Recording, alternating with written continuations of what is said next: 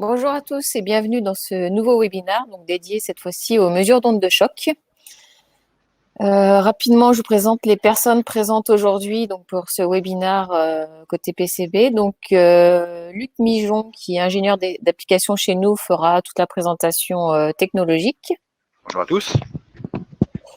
Philippe Briquet, donc responsable des ventes aéronautique et défense, lui fera toute la présentation applicative. Bonjour à tous. Et je suis également accompagnée de Philippe de Cordemois, donc business développeur, qui va lui gérer le chat pour répondre aux questions au fur et à mesure si besoin, pour la partie techno. Et Bastien Mille, donc ingénieur technico-commercial, qui gérera lui aussi le chat plus sur la partie application. Bonjour. Et moi-même, donc certains me connaissent déjà du coup puisque j'anime les webinaires de l'entreprise, donc Maïwen Courbeau, responsable marketing et digital. Très brièvement, je vais replacer dans le contexte donc PCB Piezotronics pour ceux qui ne nous connaissent pas encore.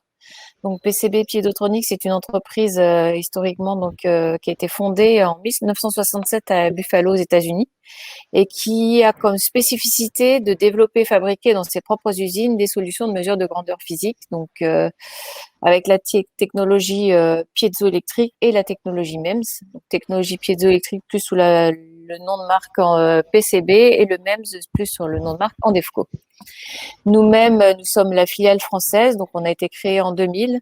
On a une quinzaine de salariés et un chiffre d'affaires annuel d'environ 8 millions. Et donc les spécificités de PCB, c'est qu'on a des valeurs d'entreprise qui sont donc tout ce qui est qualité, donc qualité produit. Donc avec ce côté chaîne entièrement maîtrisée de la réflexion, conception, R&D à la fabrication et à l'assemblage.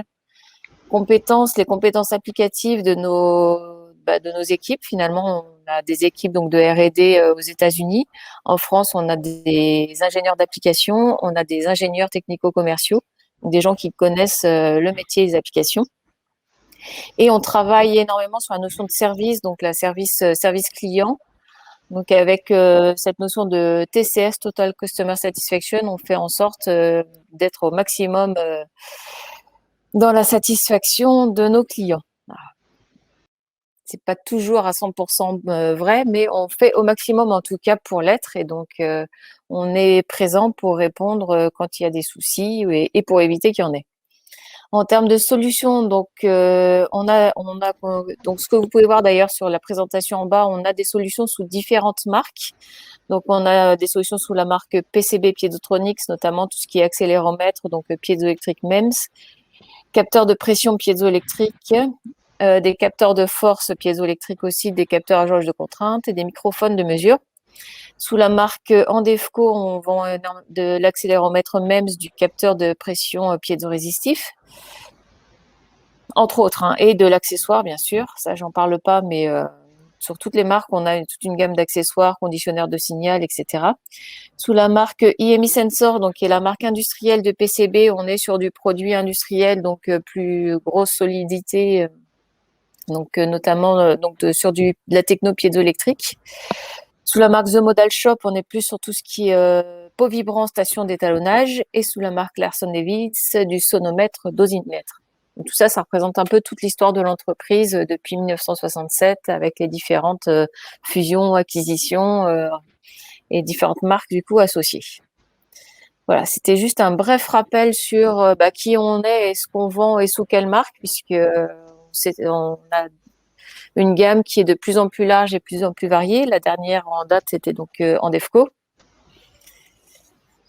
Avant de rentrer dans le vif du sujet, donc qui sera présenté par Luc, donc sur tout ce qui est onde de choc et technologie de capteur.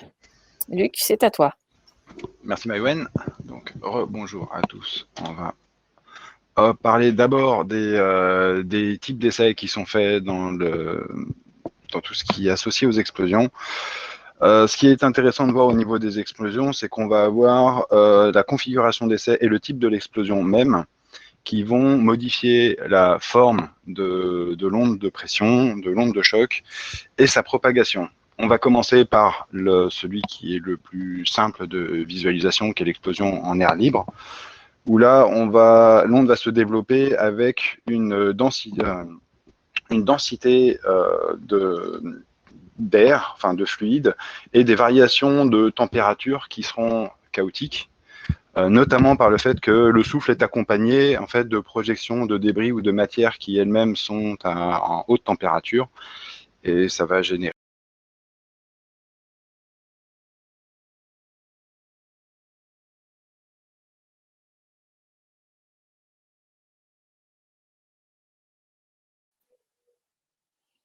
Alors, on vient de perdre Luc. Hop, excusez-moi. Ah, le revoilà. Ça fait la deuxième déconnexion. J'espère qu'il n'y en aura pas trop. Si tu peux lancer, s'il te plaît, Maïwen, la vidéo qui accompagne les deux autres types d'explosion dont on peut parler, qui est la déflagration qui sera canalisée et celle qui est en espace confiné. Le fait de travailler avec un tube à choc, tel qu'on voit ici à l'arrière du tube à choc, donc le principe c'est de canaliser la vague de pression. On aura le souffle, l'onde de pression. Là, on voit bien ce dont je parlais associé à l'explosion, la projection de débris. On peut avoir un effet sur le système de mesure. On a très bien vu sur le support et on voit les deux sont défilés, on en parlera un peu plus tard, qui sont projetés et le système qui est embarqué. On voit bien qu'on sort de quelque chose qui est idéal au niveau de la mesure pour avoir un phénomène qui est vraiment du type essai. Le troisième cas étant ce qu'on appelle l'espace confiné. Cette fois-ci, le volume est fermé et on va plutôt avoir des mesures de résistance où on n'aura pas une canalisation, mais d'une résistance de structure. L'exemple le plus typique, c'est une cargaison de systèmes inflammables ou de systèmes explosifs. Et on va tester la résistance de l'espace. Je vais revenir volontairement aux bases sur la partie explosion avec ce qu'on appelle une onde de pression idéale. Même si tout est cas particulier, comme j'en parlais dans la diapositive précédente, il faut revenir sur le principe de la propagation d'une onde de choc ou d'une onde de pression qui va se distinguer d'une onde acoustique ou lumineuse, parce que associée à la variation d'air qui sera comprimée, on va avoir une variation de température. Le résultat est une surpression locale qui va se réduire, une surpression et une hausse de température locale, qui, une fois le front passé, va se relâcher et va être accompagné d'une baisse de température. Le résultante, c'est qu'on va générer un vide grossier. Et petit à petit, le système, quand on parle par exemple d'explosion d'air libre, qui était la pression atmosphérique, le système va revenir à stabilisation et à la pression atmosphérique. À côté de ça, bien sûr, l'onde de choc au niveau sonore, propagation sonore, une fois que toute l'énergie est amortie, va continuer de se propager, mais celle-ci est différente, puisqu'il n'y aura pas d'évolution de température, et on va se retrouver dans un phénomène purement acoustique. On distingue vraiment les deux parties, explosion, compression de l'air, augmentation de température. Encore une fois, potentiel débris, et donc dans certaines zones, des points locaux de très forte température par rapport à un système purement acoustique qui, lui, est dans un milieu relativement stable. On peut avoir donc sur la partie droite la partie théorique de la courbe et une résultante de mesure avec un capteur de pression. Ce qui est intéressant, et on ne va pas en parler trop, c'est que on parle d'une explosion et d'une propagation dans un fluide. Ce n'est pas forcément de l'air. Il peut y avoir des explosions aussi dans des liquides, type explosion sous-marine. Les propriétés de propagation de chacune des ondes diffèrent du milieu dans lequel on va travailler. Là, on ne va pas parler dans ce webinaire d'explosion sous-marine. PCB a des capteurs et des applicatifs, des revues techniques sur ce type d'application. On n'en parle pas. S'il y a besoin, on pourra éventuellement refaire un webinaire ou répondre à des questions, présenter ces métiers qui sont quand même plutôt des niches. La partie mesure, cette fois-ci, et les capteurs qu'on va associer à cette étude des ondes de pression, on va d'abord parler d'un mode sur les deux principaux, qui est la sonde effilée. La sonde effilée, c'est un capteur qui sera le moins intrusif possible par rapport à la propagation de l'onde. Il va opposer le moins de résistance possible, donc ne projettera pas non plus de réflexion et ne va pas perturber le phénomène. Son intérêt sur cette sonde effilée, du fait qu'elle ne soit pas intrusive, c'est qu'on peut en positionner plusieurs autour de la source. Ça va permettre de caractériser des vitesses de propagation, des profils de l'explosion, puisqu'on imagine une explosion, je dirais, basique comme un pétard, mais qui sera unique. Mais bien sûr, le type d'explosion peut être optimisé, peut avoir plusieurs formes. Et là, je dirais, si vous regardez un feu d'artifice, il va exploser suivant certaines configurations, certaines formes. On n'a pas forcément un seul point d'origine. Ça peut être un peu plus complexe. Donc là, ça permet de cartographier ou de voir plus de propriétés du phénomène de l'explosion. Ça va quand même avec certaines conséquences et des précautions quand on utilise les sondes effilées. Je reviens à la vidéo qu'on avait vue au début. Le système complet de support et de maintien va réagir au phénomène de l'onde de pression. Il peut avoir de la réverbération, il peut avoir une onde de choc qui va le faire vibrer à des fréquences qui lui sont propres. Le câble qui va être monté, ou même le capteur, va être soumis à l'onde de choc, à la hausse de température. J'ai encore sauté. Tous ces éléments vont nécessiter des précautions. Et là, le schéma qui était représenté en bas à droite, c'est que si jamais j'en positionne deux, la résultante sur le capteur et son système de maintien doit être optimisée de telle sorte à ne pas venir perturber un autre système qui lui serait proche. Et donc, se perturber mutuellement, intégrer donc des erreurs supplémentaires sur la mesure et la définition de l'onde. Le deuxième type de mesure, on va parler d'ondes réfléchies et de mesures de surface, où cette fois-ci, à l'inverse de la sonde effilée qui ne sera pas intrusive, on va opposer à l'onde une surface ou un plan qui prendra donc l'onde incidente et va absorber ou réfléchir une partie de l'onde. Ce qui est très important, c'est que là, on parle encore une fois non pas d'un phénomène acoustique ou optique, avec des variations de pression qui ne seront pas importantes. Là, on va avoir une combinaison de la pression issue de l'onde incidente et celle issue de l'onde qui sera réfléchie. En théorie d'optique ou d'acoustique, au niveau des intensités globales, ça a quand même une importance. C'est que on sait que l'intensité est calculée avec la somme, enfin le carré de la somme, quand on a deux ondes en phase. Si j'ai deux sources qui sont en phase, à leur point de croisement, l'intensité, c'est la somme du carré. Le carré de la somme, 1 plus 1 égale 4. Donc là, on va parler sur les ondes de choc avec une notion d'absorption, de comportement de la surface. Donc on n'a pas une réflexion parfaite et c'est pas deux sources identiques. Par contre, la combinaison des deux, c'est plus du double de l'onde incidente et de son amplitude.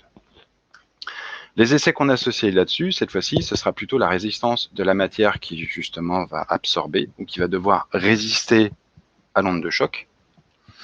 Mais au même titre, on va se servir de cette surface-là comme étalon de l'explosion, à savoir les différents niveaux d'énergie qui peuvent être générés par l'explosion. L'importance et l'intérêt de ces capteurs-là, c'est qu'ils sont dans la structure. On va avoir donc un capteur qui sera protégé, son arrière, son câble, sa sortie potentiellement protégée aussi. On voit les deux types de montage qui sont affleurants ou en retrait. Là, on a mis du gel. Il existe une troisième possibilité de montage, c'est-à-dire qu'on a déporté le capteur et on va pouvoir filtrer par la conductance en fait de l'air les très basses fréquences issues de l'onde. Les précautions, le diaphragme est affleurant, donc il est exposé aux débris. On peut le protéger justement avec du gel ou certaines graisses. Comme il est installé dans une structure complète, la vibration et la résultante dynamique de la structure peut avoir un impact sur le capteur dont il faut s'affranchir. Et j'ai mis une dernière image qui est en bas à droite sur ce qu'on appelle l'espace fermé. Là, on parle d'ondes réfléchies. À partir du moment où on va travailler en volume fermé, on va avoir de multiples réflexions. Si jamais la source est pas centrale, même sur une pièce carrée, ça va avoir des incidences sur toutes ces réflexions. Si jamais on est dans une géométrie différente ou s'il y a des obstacles, ça va aussi impacter une analyse de l'onde qui sera d'une matrice relativement complexe. On va plutôt raisonner en pression globale. C'est là où on revient au fait de chercher plutôt la résistance du système fermé. Une petite aparté sur la partie explosion sous-marine. C'est exactement cette problématique-là qu'on a avec des explosions en mer et des explosions en bassin, où le côté fermé du bassin ou d'une piscine pourrait impacter la propagation de l'onde. Je ne sais pas s'il y a des questions. Philippe, encore une fois, tu m'arrêtes s'il y a besoin. On va donc maintenant regarder les types de mesures qu'on peut faire avec ces capteurs, puisque c'est l'objectif, et comment on peut les exploiter derrière. Le premier qui vient en repartant sur les explosions en air libre, c'est le temps de montée, où on va chercher à avoir un capteur qui aura une réponse la plus rapide possible par rapport à l'explosion et déterminer une vitesse de propagation. C'est la fréquence de résonance de l'élément sensible et son électronique, s'il y a une électronique associée, qui seront prises en compte pour être le plus vrai possible. Ensuite, on va travailler avec des mesures d'amplitude, cette fois-ci, où il faudra combiner cette fameuse dynamique de capteur pour avoir une mesure réelle et capter la valeur max de l'onde de pression. À savoir qu'ils seront pas ou très peu amortis au niveau de leur dynamique, de telle sorte à ne pas générer et ne pas impacter la fréquence de résonance et la mise en résonance du système de mesure, où on sait très bien que quand on travaille à la fréquence de résonance d'un système dynamique de premier ordre, on aura une amplitude et un gain proche de l'infini, en théorie, et donc une mesure de sortie amplifiée par rapport à la mesure réelle ou à la valeur réelle impactant le capteur. Donc c'est une combinaison au niveau technologique qu'il faut trouver pour être rapide et fiable. La troisième type de mesure, on en parlait, c'est l'énergie développée ou l'absorption. Et là, on va avoir des phénomènes qui seront plus longs dans la durée. On va chercher à faire une mesure sur donc des temps plus longs. On va travailler à l'intégration du signal pour avoir un global de l'énergie développée. La partie basse fréquence, jusqu'au continu, mais c'est très rare, sera un des critères qui seront privilégiés dans le choix du capteur. Les deux technologies présentées par PCB et Andevco sur ces capteurs-là, puisqu'on parle principalement de ces deux marques de fabrique, sont la technologie piézoélectrique et la technologie piézorésistive, qui auront chacune, alors ici on a présenté les deux pour montrer les propriétés de l'une et de l'autre. Elles ne sont pas mises en comparaison de performance, elles sont mises là parce qu'elles ont chacune leurs propriétés qui vont permettre de les dédier plus à un type de mesure par rapport à un autre, ou un type de profil et d'essai. À savoir qu'on va regarder l'emplacement où on pourra mettre le capteur, son encombrement, donc ce sera le capteur effilé, le capteur taraudé tel qu'on a vu, ou même celui qu'on voit tout en haut à droite, un capteur plat qui viendra se coller à une structure. On va travailler ce dont on parlait à la diapositive précédente avec la réponse en fréquence du capteur. Ce qui va être intéressant, c'est de voir aussi les matériaux du capteur et ce qui sera en contact du fluide présenté. On parlait typiquement d'explosion en air. Là, si on travaille en eau, on ne va pas avoir le même type de réponse chimique. Donc, on va choisir le matériau qui sera adapté. On sait que le capteur, de par le fait que c'est une explosion, il va avoir un phénomène lumineux, ce qu'on appelle photoflash. La lumière se propageant plus vite que l'onde de pression et l'onde de choc, on va protéger le capteur par rapport au phénomène photoflash. Le capteur étant soumis donc à cette hausse de température, on va choisir de mettre des résines ou des gels pour protéger la membrane et ne s'intéresser que à la partie pression, que la température reçue soit plus je dirais, de la survie ou de la résistance du capteur et de sa précision, plutôt que sa réponse en température. Et on va avoir donc le fait de cacher le capteur ou de l'exposer directement en front d'onde au niveau de l'explosion. Donc là, on voit certaines performances au niveau fréquence, au niveau profil, au niveau tenue en température. Les capteurs piézoélectriques, ce qui est intéressant quand on voit ici la construction des capteurs, c'est qu'on voit qu'on a la membrane, donc en acier ou en titane, qui sera présentée au front de pression. Derrière, le système de quartz, donc qui sera sans aucun séparateur pour préserver une fréquence très élevée de réponse du capteur. La partie arrière au niveau du corps, si on le voit bien, c'est écrit système de compensation d'accélération. On va avoir un accéléromètre qui sera monté derrière le système de mesure de pression, de telle sorte à ce que la partie vibration soit compensée par rapport à la mesure de pression et qu'on soit capable de ne travailler qu'avec une mesure vraie de la pression reçue par le capteur. Très important, les systèmes de mesure de pression, ce sont des systèmes mécaniques de premier ordre. Donc automatiquement, on a un phénomène masse-membrane avec une réponse de type dynamique de premier ordre qui pourrait très bien se comporter comme un accéléromètre. Donc en travaillant ainsi, on va, avec l'accéléromètre à l'arrière de la mesure de pression, on va pouvoir compenser cette deuxième partie du phénomène. Sur les capteurs résistifs, c'est une autre façon de faire, c'est-à-dire qu'ils sont caractérisés en tenue en accélération, de telle sorte à ce qu'on puisse dire, suivant tel choc, ça aura telle incidence sur la mesure de pression. Deux façons de faire différentes, mais les deux sont optimisées pour pouvoir travailler essentiellement sur de la pression sans avoir de grande incidence de l'accélération et de la vibration subie suite au choc. On va travailler donc avec ces isolements au niveau du phénomène d'explosion en ajoutant dans le cas du capteur piézoélectrique un circuit intégré qui va éviter l'effet triboélectrique par exemple sur le câble. On sera directement en signal amplifié.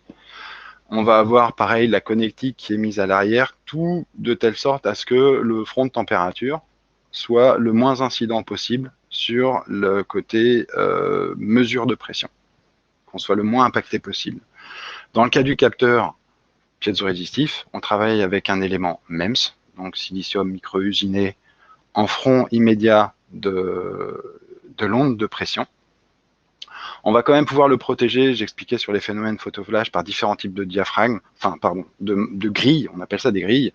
Donc on a présenté les trois formes. Le diaphragme, c'est la partie qui est juste à sa droite, qui vont permettre soit de filtrer mécaniquement les débris qui risquent d'être projetés, qui vont permettre avec un filtre plus opaque d'éviter le phénomène photoflash, où on va mettre des trous de telle sorte à laisser passer l'onde de pression, mais sans avoir une exposition trop importante de l'élément sensible, jusqu'à ce que j'expliquais tout à l'heure, rajouter du gel qui va protéger au niveau thermique, ou rajouter avec une graisse noire qui va protéger de l'effet photoflash. La partie circuit de compensation en température du capteur est elle aussi intégrée à l'arrière de l'élément sensible, donc légèrement en retrait.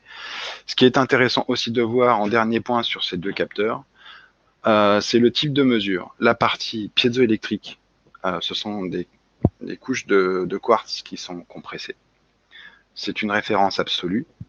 Si jamais on travaille avec des capteurs résistifs, là cette fois-ci, derrière la membrane qu'on voit représenter, on a soit du vide, donc on sera en mesure absolue, soit on va avoir, comme on voit le tube de référence de pression qui va permettre de faire une mesure de pression relative par rapport à la pression atmosphérique.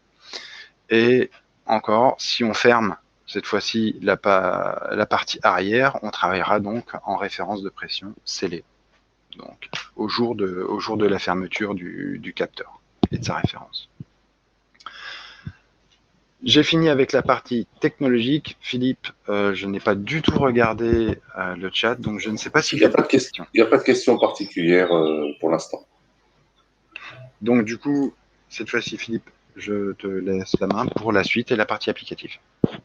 Ok, merci Luc. Je prends la balle au bon et je vais essayer d'illustrer les explications de Luc par quelques applications typiques. Et en face de ces applications, vous présentez les solutions que PCB et Andefco pouvons vous proposer avec le type de technologie qui nous paraît le plus pertinent par rapport à ça.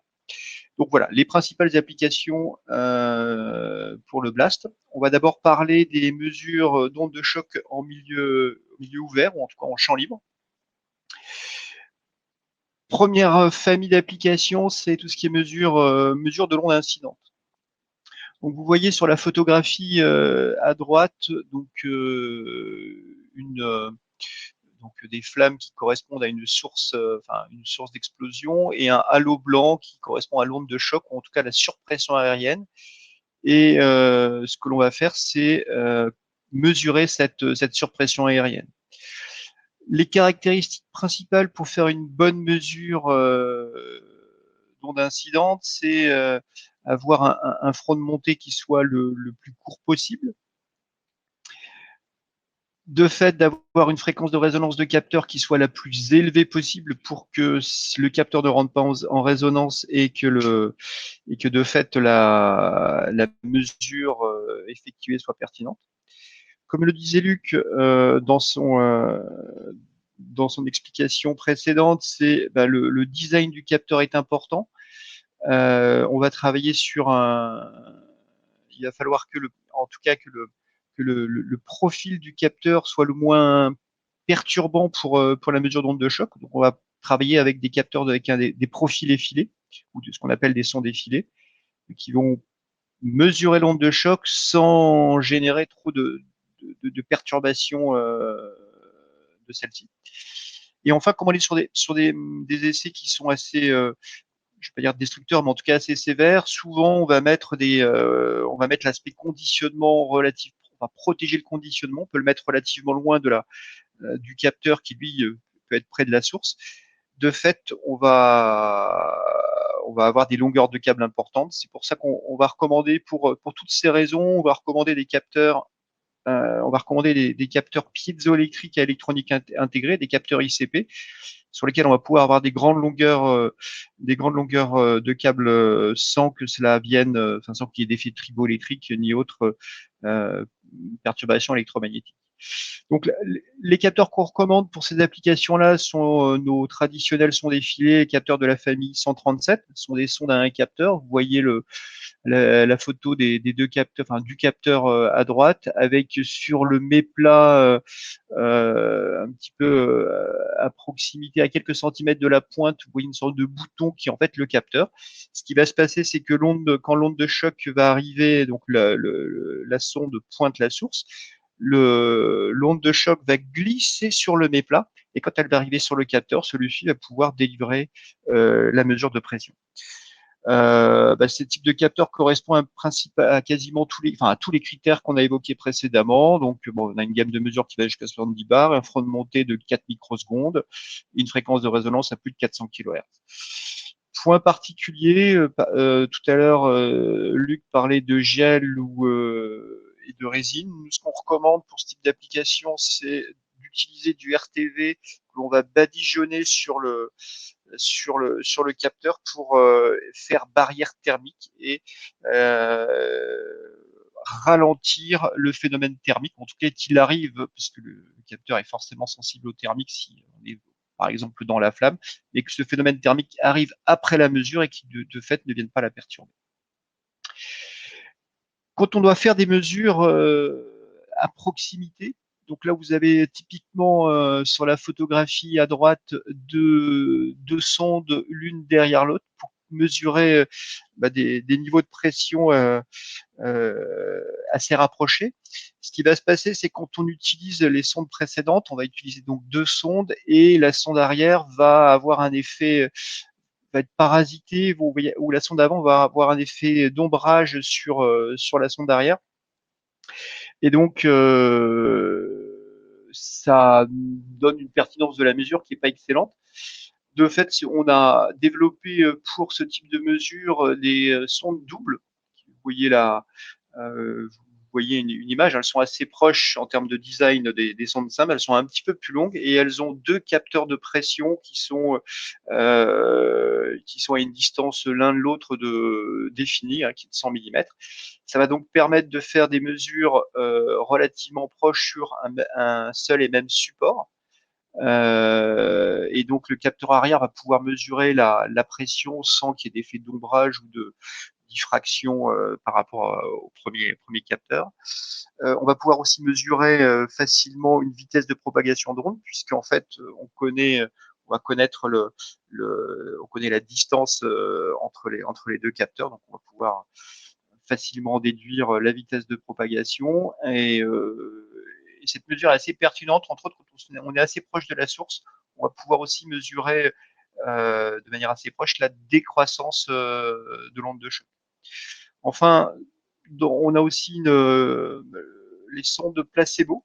Alors les sondes placebo, c'est lorsqu'on est dans un environnement type champ de tir, on va mettre sur l'un des deux capteurs, enfin, donc la sonde placebo, c'est une sonde double dont l'un des deux capteurs est un capteur placebo qui, lui, ne va pas mesurer la pression, mais mesurer toutes les conditions environnementales qui peuvent être la mesure de vibration du fait de l'onde de choc, elle arrive sur le support, elle peut faire vibrer un petit peu, comme on l'a vu sur la photo du tube à choc. En tout cas, elle peut faire vibrer le mât et donc générer de la vibration.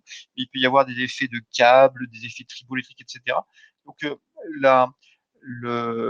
ce capteur placebo va déterminer exactement la valeur de tout ce qui n'est pas mesure de pression en tant que tel, et ce qui vous permettra de effectivement sur les mesures qui vont être faites aux alentours, de réellement connaître l'influence des conditions environnementales qui vont pouvoir être retirées de la mesure des mesures globales et juste en retirer la mesure de pression. Ça permet d'augmenter en termes en précision. Autre grande application, c'est tout ce qui est mesure d'onde réfléchie. Donc là, typiquement, on voit sur la photo en haut à droite la formation et l'expansion d'une onde de choc. Et dans ce type d'application, on va mesurer la surpression qui va être absorbée ou qui va impacter une structure. Ce que l'on fait, c'est que on va monter donc le capteur, comme vous le voyez en bas à droite, directement sur la structure. Soit en affleurant, soit en retrait, il va être vissé sur une paroi. Et contrairement à l'application précédente où on va mesurer la pression qui défile sur l'onde de choc, là on va mesurer, on a le capteur dont le diaphragme est perpendiculaire à la vitesse, en tout cas à l'onde de choc, et on va mesurer l'impact de l'onde sur le diaphragme, en fait sur la structure, ce qui va permettre de caractériser typiquement l'impact généré sur une structure. Vous avez ici deux cas d'application. Là, on est typiquement sur un bâtiment avec une porte blindée. En bas, vous avez un véhicule blindé. Ce type de mesure, donc de mesure d'onde réfléchie, permettent de caractériser l'impact ou en tout cas la génération d'une explosion à proximité d'un IED pour le véhicule blindé et donc voilà, de bien caractériser le blindage et son effet par rapport à ces ondes de choc. Les critères principaux pour ce type de mesure sont assez proches de la mesure précédente. On a besoin de capteurs avec des fronts de montée les plus courts possibles, fréquences de résonance assez élevées, voire les plus élevées possibles, et besoin de capteurs compensant d'accélération, puisque vous vous rendez compte que si vous avez une explosion à proximité d'une structure, la structure va forcément vibrer, donc le capteur va mesurer, le capteur va mesurer la pression, mais il va être aussi influencé par l'accélération, d'où l'importance d'avoir une bonne compensation en accélération. Pour ce type de mesure, on préconise les capteurs, enfin entre autres les capteurs de la famille 113, qui répondent un petit peu, ces candidats répondent à tous ces critères, fréquence de montée, fréquence de résonance à plus de 500 kHz, temps de montée à moins d'une microseconde, des gammes de mesure jusqu'à 700 bars et une bonne protection au choc à 20 000 G. Pour information, pour des phénomènes encore plus sévères ou lorsque l'on a des vitesses de particules plus rapides, on a les capteurs que vous voyez en bas à droite, qui sont les capteurs de la famille 134, qui sont des capteurs qui permettent de mesurer des fronts de montée encore plus rapides, jusqu'à 0,2 microsecondes, ce qui est extrêmement bref. C'est des capteurs qui possèdent des fréquences de fait des fréquences de résonance de 1,5 MHz. Et donc voilà, qui sont utilisés, je dirais que c'est un peu du complément pour les applications de l'explosion non conventionnelle ou autres qui peuvent avoir en tout cas sur lesquels on va s'intéresser à des montées ou des phénomènes plus rapides. Et bien évidemment, je ne l'ai pas précisé, erreur de ma part, on est sur des capteurs de technologie piézoélectrique avec une électronique intégrée pour ces phénomènes de câbles, etc. Autre famille d'applications, c'est tout ce qui est mesure en milieu confiné. Philippe, oui. Excuse-moi, avant de changer d'application, il y a 2 questions qui n'ont pas été adressées sur le chat. La première question concerne les sondes. Et la question est, combien de sondes recommandez-vous pour bien caractériser l'onde de choc? Alors, en fait, tout va dépendre. J'ai pas de réponse. J'ai pas une réponse claire à vous fournir. J'ai envie de dire que l'onde de choc, elle va se. Alors, peut-être on va aller sur le. Je sais pas si on a un schéma. Je reviens ici. Bon, si vous voyez une onde de choc sur la photo en bas à droite, donc elle va de manière circulaire, elle va se répandre. Et l'idée, en fait, ce qu'il va falloir mesurer, c'est se mettre des différentes sondes à différentes distances de la source. Et donc là, tout dépend vous pouvez en mettre une assez proche, j'ai envie de dire quasiment dans la flamme. Et ensuite, il va falloir que vous en mettiez à différentes longueurs à différentes distances de la source. Je ne vais pas vous dire la quantité, mais c'est l'expérience ou en tout cas la pertinence de ce que vous souhaitez mesurer qui peut être pertinent. Donc en tout cas, c'est pas suffisant. Il faut que vous en mettiez plusieurs répartis à différentes distances pour voir un petit peu le comportement de l'onde de choc en fonction de la distance par rapport à la source. Est-ce que ça répond à vos questions Est-ce qu'il y a d'autres questions?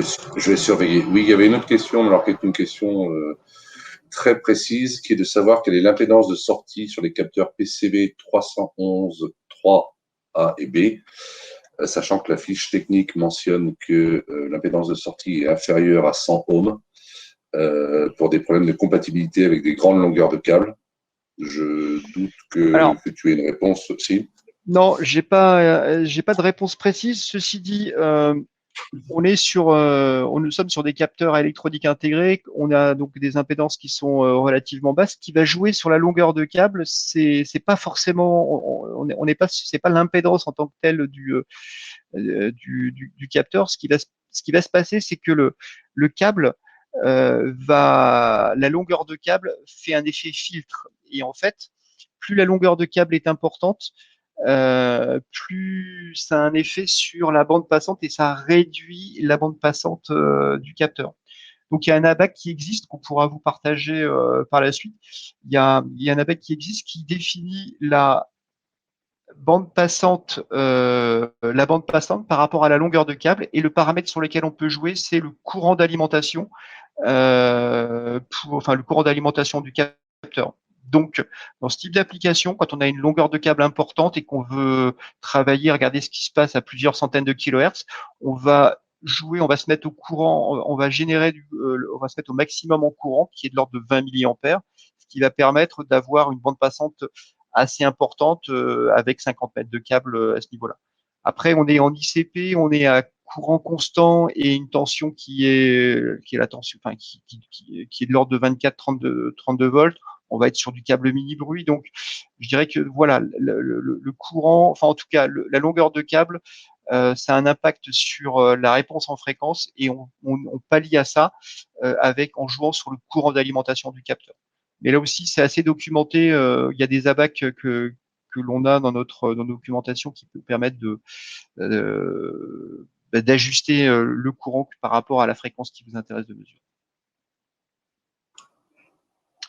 Je vais continuer. Tu peux reprendre la partie. Ok.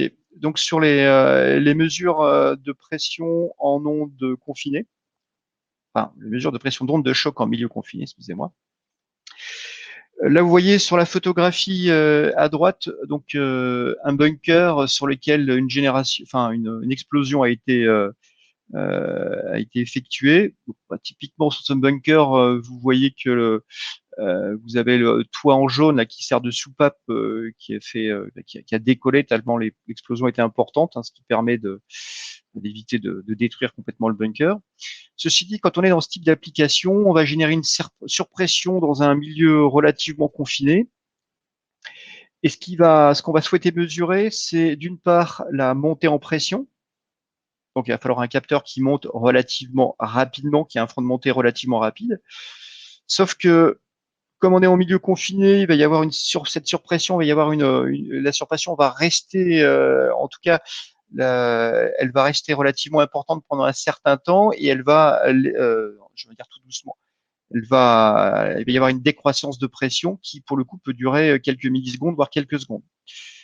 De fait, pour faire ce type de mesure, on va changer de technologie, on va passer sur du capteur piézoresistif qui a le grand avantage de passer la composante statique, la composante continue.